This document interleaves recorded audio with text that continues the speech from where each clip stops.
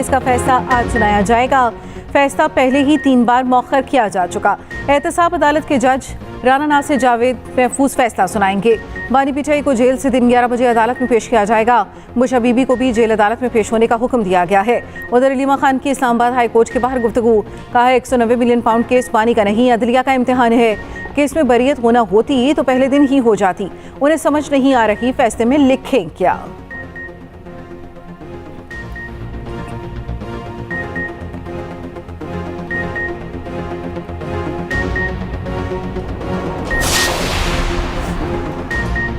मुल्क में शदीद सर्दी की लहर बरकरार। पहाड़ों ने सफ़ेद चादर ओढ़ ली। मरी और गलियात में बर्फबारी। वादियों के नज़ारे हसीन हो गए। लाहौर में अखबस्ता हवाओं ने सर्दी की शिद्दत में इजाफा कर दिया। लाहौर समेत पंजाब के कई शहरों में धुंध का बसेरा। मोटरवे M2 लाहौर से कोट मोमिन तक बंद।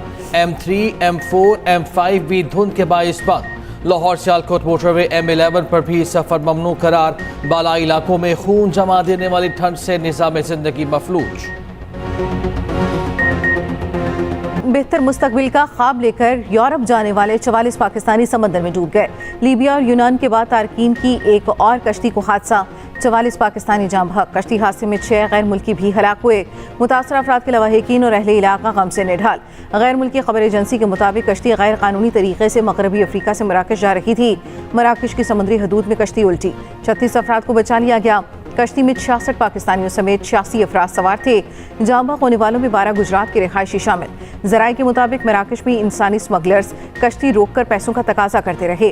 FIA हुकाम का कहना है दीगर 6 नौजवानों के नाम और देहात की तफसीलात मालूम कर रहे हैं। मारते बड़ा रात में बन के ना थोड़े मार समंदर से 13 दिन तो समंदर से रहे। आज अं पहुंचे मरोको बस जो भी बदल लग पे ना भी फिर इन्हें हिसाब लाया को नहीं भी नहीं रहना जरा ना उन्हें खुदा तरसी की थी फिर सानू 400 किलोमीटर दूर जाके लै गए। हाँ वो तो मच्छी मुच्छी फड़न दे नहीं तो सर रिसीव नहीं कर दो। तरसलान ही फौत हो गया। उमर वो 4 जने चारे फौत हो गए। उन्हें जो ही बचे 4। मराकश कश्ती हादसे में बच जाने वाले नौजवान की ऑडियो कॉल सामने आ गई। नौजवान ने दोस्त को वाक़े की आप बीती सुना दी। बताया कश्ती में 85 लोग सवार थे, गुंजाइश सिर्फ 45 की थी। 43 लोग जहाँ वहाँ हुए, 22 जिंदा बचे जो कैंप में हैं। समंदर में 13 दिन रहे। कश्ती में बांध कर तशद्दुद करते और हथौड़े मारते थे। सदर और वज़ीर आज़म का मराकश कश्ती हादसे पर इजहार अफसोस। वज़ीर आज़म ने मुतल्लिका हुकाम से रिपोर्ट तलब कर ली। तर्जमान दफ्तर खारजा ने कहा जिंदा बच जाने वाले दाखिला के करीब कैंप में मौजूद हैं। वजारत खारजा में क्राइसिस मैनेजमेंट यूनिट फाल कर दिया गया। बिलावल भुट्टो गवर्नर वज़ीर सिंध और दीगर का भी इजहार अफसोस। पाक वेस्ट इंडीज़ के दरमियान 16 साल बाद मुल्तान में आज से टेस्ट सीरीज़ का आगाज़। चमचमाती ट्रॉफी की रूनुमाई। दोनों टीमों की कप्तान जीत के लिए पुरअज़्म। कौमी कप्तान शान मसूद कहते हैं इंग्लैंड सीरीज़ में होम ग्राउंड का फ़ायदा उठाया था। पाकिस्तान की फाइनल 11 का ऐलान। मोहम्मद हुरैरा का डेब्यू होगा। 3 स्पिनर्स भी शामिल।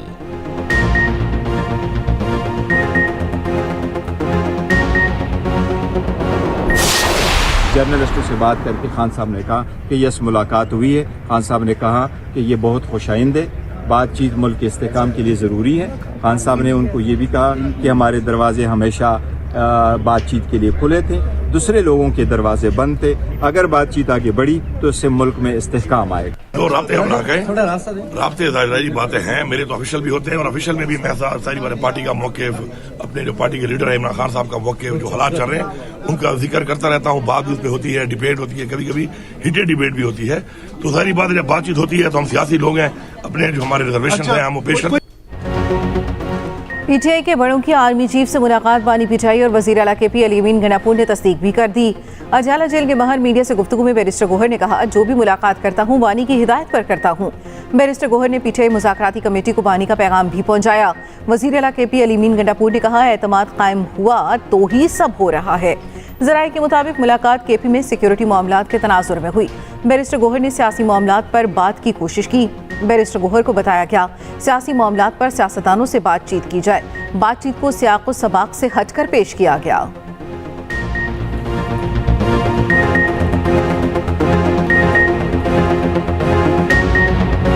मुझे उम्मीद है कि आज का जो है हमें ये जो मीटिंग है ये इस प्रोसेस को आगे लेके जाएगी, जिस पे पूरे पाकिस्तान की नज़र भी है।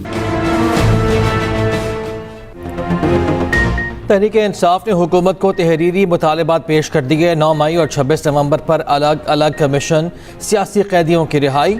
हुकूमत को कमीशन बनाने के लिए 7 दिन का वक्त। दोनों कमीशन चीफ जस्टिस या सुप्रीम कोर्ट के 3 हाजिर सर्विस जजेस पर मुश्तमिल होंगे। अपोजिशन लीडर उमर अयूब ने तहरीरी मुतालबात पढ़कर भी सुनाए।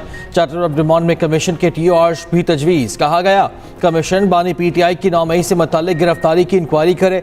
दूसरा कमीशन 24 से 27 नवंबर के वाक़यात की तहकीकात करे। हुकूमत और PTI के तीसरे इजलास का एलामिया जारी। हुकूमती कमेटी 7 रोज़ में अपोजिशन के मुतालबात पर तहरीरी मौक़िफ़ पेश करेगी।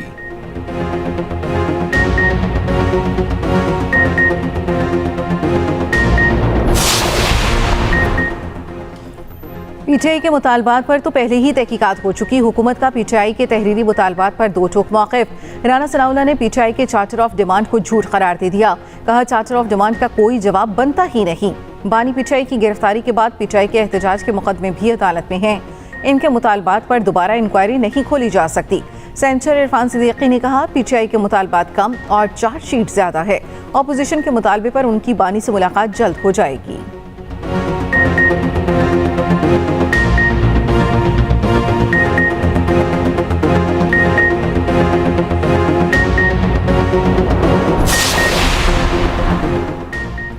हुकूमत को मुशावरत के बाद जामे रद्द-ए-अमल देना चाहिए। एकदम से कुछ नहीं होगा, एक एक इंच आगे बढ़ना पड़ेगा। रुकन मुज़ाकराती कमेटी और रहनुमा पीपल्स पार्टी नवीद कमर की प्रोग्राम सेंटर स्टेज में गुफ्तगू। कहा हम किसी मोजज़े की उम्मीद नहीं कर रहे। रहनुमा PTI अली मोहम्मद खान बोले लगता है लाहौर से कोई तार खींची गई है, ऐसा ना हो कि कोई तार शाख कट जाए।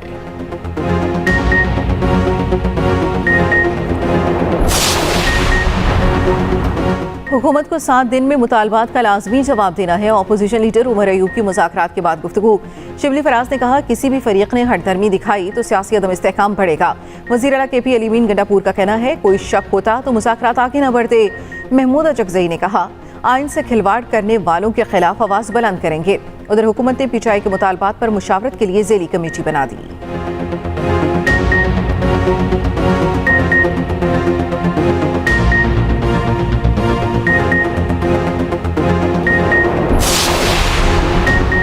जिला कुर्रम में इमदादी सामान ले जाने वाले काफिले पर फिर हमला। एक एहलकार शहीद, 4 जख्मी हो गए। जवाबी कार्रवाई में 6 दहशतगर्द मारे गए, 10 जख्मी हो गए। जिले इंतजामिया के मुताबिक काफिले में शामिल 3 गाड़ियों को नुकसान पहुंचा। काफिला 35 गाड़ियों पर मुश्तमिल था। 2 तरफा फायरिंग का सिलसिला काफ़ी देर तक जारी रहा। हमले के बाद सामान ले जाने वाला काफिला वापस टल चला गया।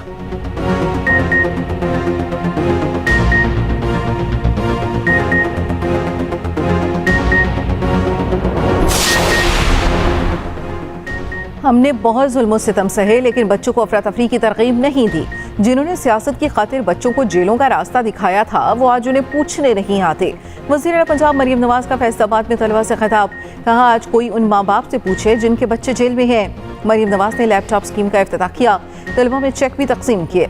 मरियम नवाज की आमद पर पिंडाल नारों से गूंज उठा। तालिबात ने मरियम नवाज को नवाज शरीफ और कलसूम नवाज के पोर्ट्रेट से मुज़य्यन दुपट्टा पेश किया। वज़ीर आला पंजाब तालिबात के साथ घुल मिल गईं। तालिबात ने सेल्फियां बनाई।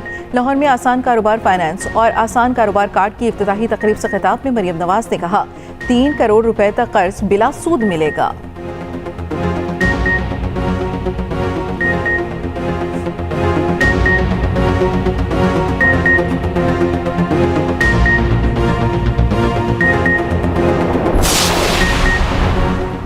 जंगबंदी माहिदे के बाद भी इसराइली हमलों का सिलसिला थम न सका। बच्चों समेत 81 फ़लस्तीनी शहीद, 188 जख्मी हो गए। इसराइली काबीना से जंगबंदी माहिदे की मंजूरी ना हो सकी। वाइट हाउस का कहना है कि जंगबंदी से मुतालिक नेतन्याहू के तहफ़्फ़ुज़ात से आगाह हैं। उम्मीद है एतवार से जंगबंदी माहिदे पर अमल दरामद होगा। अमरीकी वज़ीर ख़ारिजा एंथनी ब्लिंकन बोले जंगबंदी का फ़ौरी निफाज और गज़ा में अबूरी हुकूमत 2 फ़ौरी ज़रूरियात हैं। ब्लिंकन के इज़हार ख़याल के दौरान एक शख्स ने वज़ीर ख़ारिजा को आड़े हाथों ले लिया। उधर हमास का कहना है कि इसराइल गज़ा में उस जगह को निशाना बना रहा है जहां इसराइल की खातून यरगमाली है।